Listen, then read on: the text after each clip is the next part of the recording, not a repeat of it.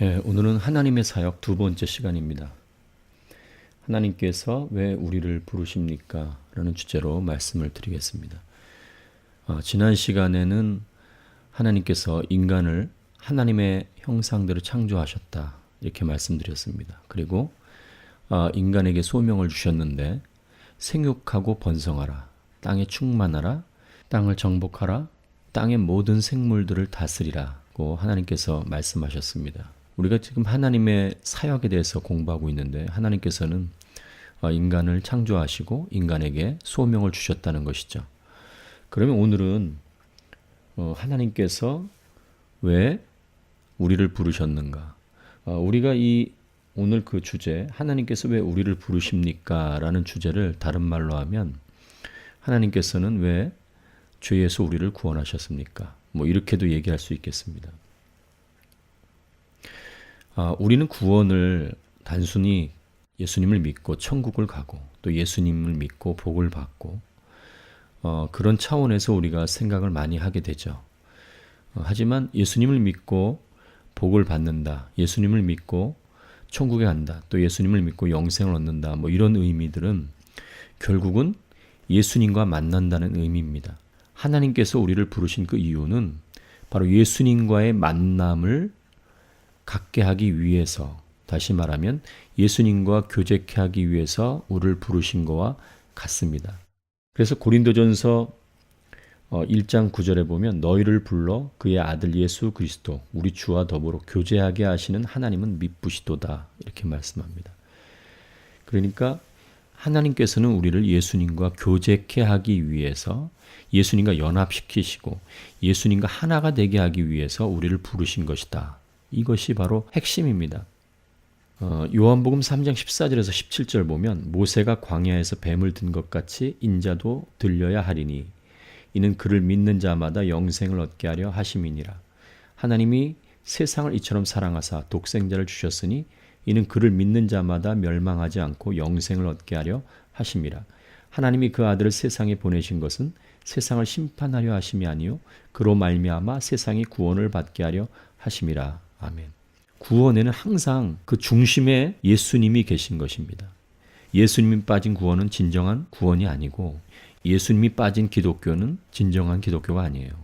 그건 종교에 불과해요. 여기 14절에 보면 모세가 광야에서 뱀을 든 것 같이 여러분도 이 사건을 잘 알고 계실 거예요. 이스라엘 백성들이 광야에서 하나님께 범죄함으로 말미암아 이 불뱀을 하나님께서 보내셨죠. 그렇죠?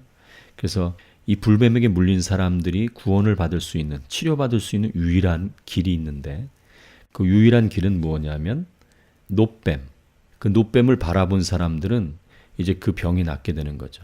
구원을 받게 되는 것이죠. 근데 그 노뱀이 무엇을 상징하냐면 바로 예수님을 상징합니다.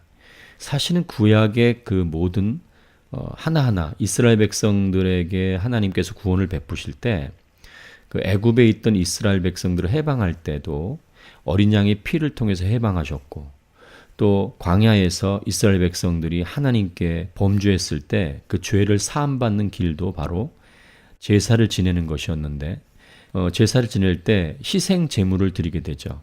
자신의 죄를 전가시킬 수 있는 짐승들을 데리고 와야 되는데 그 짐승들이 피를 흘림으로 말미암아 그 짐승을 통해서 자신의 죄를 사함받게 되는 것인데 그 짐승이 바로 무엇을 상징하냐면 바로 예수님을 상징하는 것이죠. 그러니까 이 구약 역사 안에 항상 예수님을 계속해서 보여주고 계신 것과 마찬가지입니다.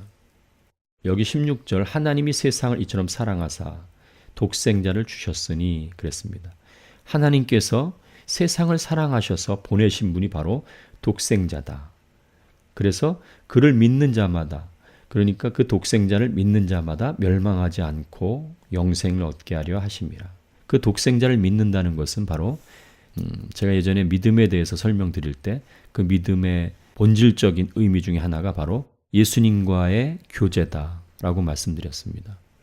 예수님과의 교제가 바로 믿음이다. 그러니까 다시 말하면 하나님께서 독생자를 주신 이유가 또 세상을 사랑해서 그들을 구원하시기 위해서 독생자를 주신 이유가 바로 예수님과 교제케 하기 위해서 그 교제가 바로 구원인 것이죠. 구원은 예수님과 교제하는 것이 바로 구원입니다. 예수님과 만나는 것이 바로 구원입니다. 여기 17절 보니까 하나님이 그 아들을 세상에 보내신 것은 이렇게 말씀합니다. 그러니까 하나님은 예수님을 통해서 이 세상을 구원하시길 원하시는 겁니다. 그래서 기독교의 중심, 그 근본은 항상 예수님이 계신 거예요. 요한복음 17장 3절에 보면 영생은 곧 유일하신 참 하나님과 그가 보내신 자. 하나님은 인류를 세상과 마귀와 죄에서 그냥 구원하시지 않았습니다. 예수님을 통해서 구원하셨습니다. 그래서 그의 보내신 자, 예수님을 아는 것, 그것이 바로 영생이에요. 그러니까 예수님의 정체성에 대해서 분명히 알고 있는 것이 바로 구원의 근본이고 그것이 구원입니다. 자, 그런데 보십시오. 회교 같은 경우는 예수님을 어떻게 알고 있냐면 예수님의 정체성을 선지자로 알고 있어요. 그냥 선지자 중에 한 사람. 아브라함이나 모세나 예수님이나 다 선지자 중에 한 사람으로 취급하고 있어요. 여러분과 제가 잘 알고 있는 여호와의 증인은 창조된 예수, 창조된 그리스도로 알고 있습니다. 그렇게 가르칩니다. 창조된 하나님이죠. 어떻게 하나님이 창조될 수 있어요? 창조주 예수님이 아니고 창조된 예수님을 가르치고 있어요. 그래서 하나님께서 처음 창조하신 분이 바로 예수님이다. 이렇게 가르치는 거죠. 통일교는 어떻습니까? 통일교는 실패한 초림 예수님을 가르칩니다. 그래서 그 실패한 메시아 때문에 다시 온 사람이 바로 문선명 씨다. 이렇게 가르치는 거예요. 그러니까 문선명 씨가 진정한 메시아다. 진정한 그리스도라는 것이죠.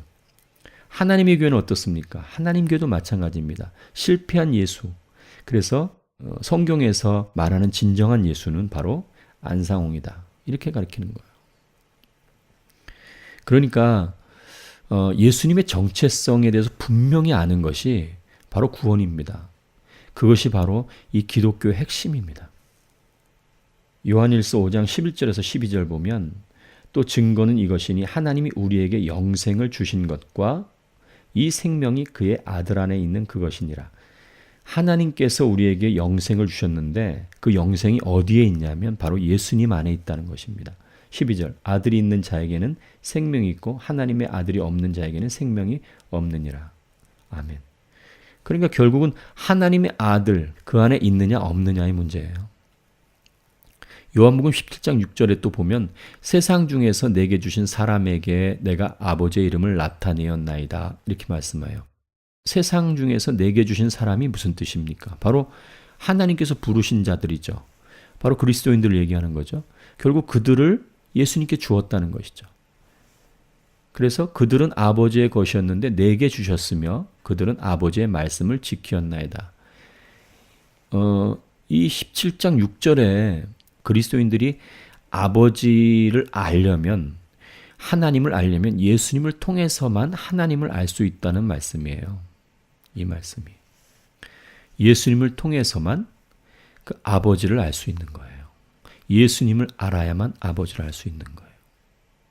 그래서 빌립이 예수님께 아버지를 보여달라 그랬을 때 너 나와 이렇게 오래 함께 했는데 아버지를 보지 못했느냐? 이렇게 묻잖아요. 예수님을 통해서 우리는 하나님을 알게 됩니다. 예수님을 통하지 않고는 하나님을 알지 못합니다. 하나님은 당신의 이름을 드러내기 위해서 바로 예수님을 보내셨습니다. 하나님의 이름에는 하나님의 속성, 하나님의 성품, 하나님이 어떠한 분인가가 다 드러나 있어요. 그 하나님의 이름을 알게 되면 곧 하나님을 알게 되는 것이거든요. 지금 그것을 말씀하는 거예요. 17장 10절에 보면 내 것은 다 아버지의 것이요 아버지의 것은 내 것이온데 내가 그들로 말미암아 영광을 받았나이다. 이렇게 말씀합니다. 우리가 아버지 안에, 아버지가 내 안에. 그러니까 우리는 다 원래 아버지의 것이었고 또 아버지의 것은 바로 예수님의 것이다. 이렇게 말씀합니다. 그래서 지금 공부한 것을 좀 요약해 보면 이 구약의 모든 그런 어떤 모형들이 있어요. 성막이라든지 그 성막 안에서의 제사라든지 또 어떤 절기들, 유월절이라든지 속죄일 이런 모든 절기들이 바로 예수님을 상징하는 겁니다. 예수님의 모형인 것이죠. 그래서 우리가 구약을 보면서 예수님을 더 깊이 알게 되는 것이에요. 실제적으로 이스라엘 백성들의 그 여정 속에서 하나님은 예수님을 드러내시기 위해서 그들에게 특별한 그런 모형들을 보여주신 겁니다.